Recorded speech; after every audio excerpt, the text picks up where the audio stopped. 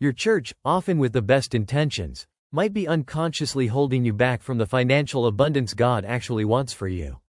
This isn't some conspiracy theory, it's a subtle yet pervasive theological blind spot, a misunderstanding that has crept into many congregations, leading sincere believers away from the very prosperity designed for them. It's a dynamic where concepts like humility, sacrifice, and spiritual focus, all biblical virtues, are twisted into an unintended theology of scarcity, leaving many feeling guilty about pursuing financial stability, growth, or even true generosity. We're talking about an oversight so deep-seated that most churches don't even realize the messages they're sending, messages that often inadvertently equate godliness with financial struggle.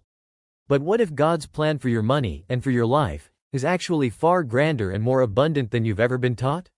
What if true spiritual living includes a robust, responsible, and indeed, wealthy financial life? Many well-meaning church teachings inadvertently elevate poverty as if it's inherently more spiritual. We hear verses taken out of their fuller context, like Jesus telling the rich young ruler to sell all you have, or, it is easier for a camel to go through the eye of a needle than for a rich man to enter the kingdom of God. These passages are powerful, yes, but often generalized to imply that all wealth is a spiritual hindrance or that poverty is a prerequisite for true faith. But did Jesus really command universal destitution, or was he speaking directly to the idolatry in that particular young man's heart? To a specific challenge of priorities? This narrow interpretation misses the broader narrative of Scripture, a narrative rich with examples of God blessing his people with astonishing material prosperity. Consider Abraham, the patriarch of faith.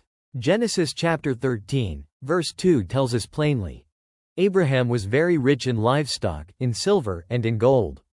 This wasn't some minor detail, it was an explicit statement about God's blessing on his life. God called Abraham, he blessed him, and that blessing included immense material wealth. His riches weren't a curse or a sign of spiritual weakness, they were a direct result of God's covenant with him.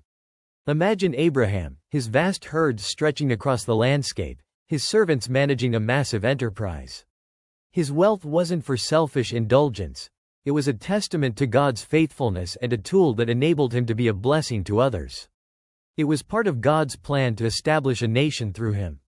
Then there's the incredible story of Joseph. From slave to prisoner, he rose to become the second in command of the most powerful empire in the world. Genesis chapter 41, verses 40 and 41, detail his ascent. You shall be over my house, and all my people shall order themselves as you command. Only as regards the throne will I be greater than you. See, I have set you over all the land of Egypt. Joseph didn't just survive, he thrived. He managed an entire nation's economy, implementing a 7-year plan that saved millions from famine. This wasn't merely about personal survival. It required immense financial wisdom, foresight, and the ability to steward vast resources. Can we truly say that a deeply spiritual man, used by God to save nations, was somehow less spiritual for being a financial genius? His story challenges the idea that people of faith are inherently bad with money or should avoid positions of financial influence. Moving forward to Solomon, a man who famously asked for wisdom, not riches. Yet, God gave him both. In 1 Kings chapter 3, verse 13, God tells him, I will give you what you have not asked, both wealth and honor, so that no king will be your equal as long as you live.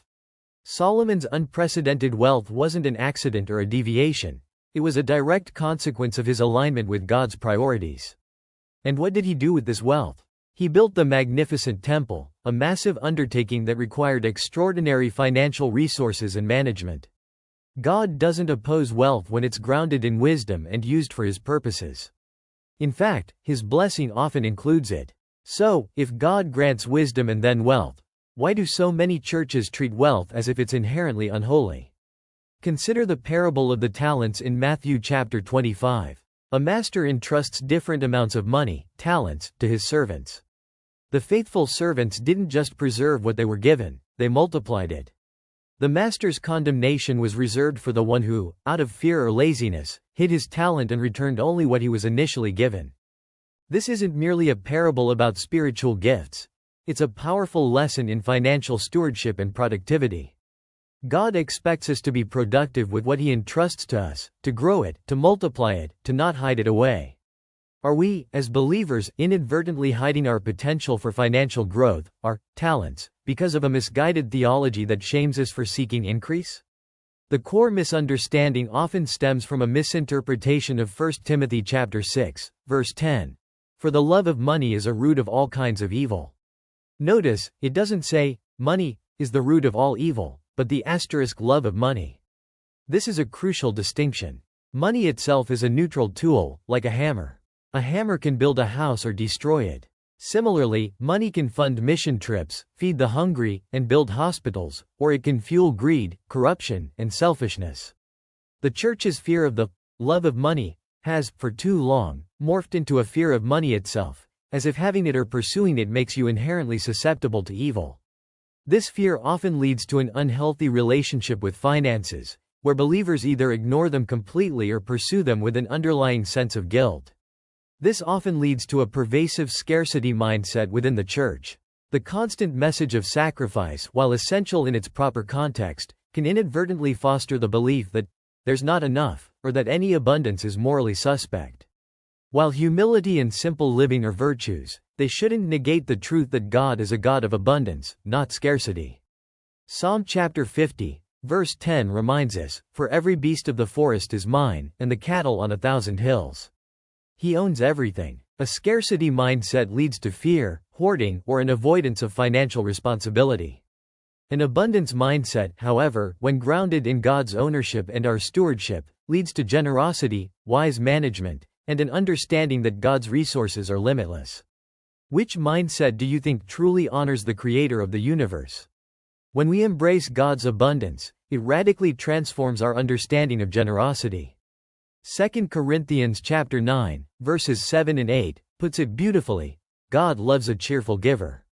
And God is able to bless you abundantly, so that in all things at all times, having all that you need, you will abound in every good work. Notice the sequence. God blesses abundantly so that you will abound in every good work. You can't pour from an empty cup. True, cheerful, and impactful generosity often stems from a place of having more than enough, of being financially secure enough to give freely without fear.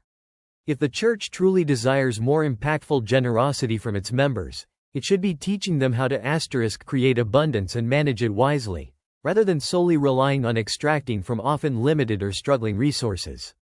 Even Jesus, often mistakenly portrayed as a pauper, demonstrated responsible resource management. He and his disciples had a common purse, and a treasurer, Judas. Luke chapter 8, verses 1 through 3, even tells us that wealthy women supported their ministry. Jesus wasn't destitute, he managed resources. He fed thousands with a few loaves and fish, demonstrating divine abundance. He paid taxes, not denouncing money, but illustrating its proper place and use. His teachings weren't against having money, but against allowing money to have you, to become your master.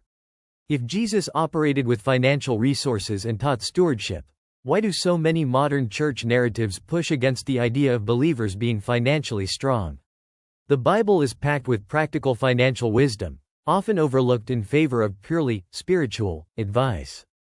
Proverbs chapter 10, verse 4, states unequivocally, "Lazy hands make for poverty, but diligent hands bring wealth."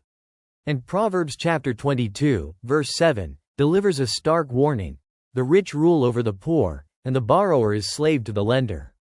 These are not abstract spiritual concepts. They are foundational principles for financial health. Diligence in work, avoiding consumer debt, living within your means, and careful planning. These are the very tenets of financial responsibility that can prevent poverty, yet how often do we hear them taught explicitly and practically in our Sunday sermons? How much easier would it be for believers to serve God freely if they weren't enslaved by debt? There's also the often unspoken dilemma of the pastor. Many pastors are themselves underpaid, creating a subconscious pressure for the congregation to also embrace a sacrificial financial life. This isn't usually born of malice, but a systemic issue. If spiritual leaders are constantly struggling, it can implicitly validate a theology of struggle for the entire church body. The Bible, however, actually encourages the church to generously support its leaders.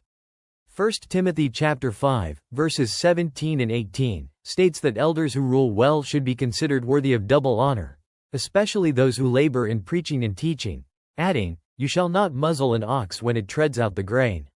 The church should desire its leaders to be well-resourced, reflecting God's blessing, so they can lead from a place of strength, not financial anxiety. Imagine for a moment what the church could accomplish if every single believer understood and pursued biblical financial abundance.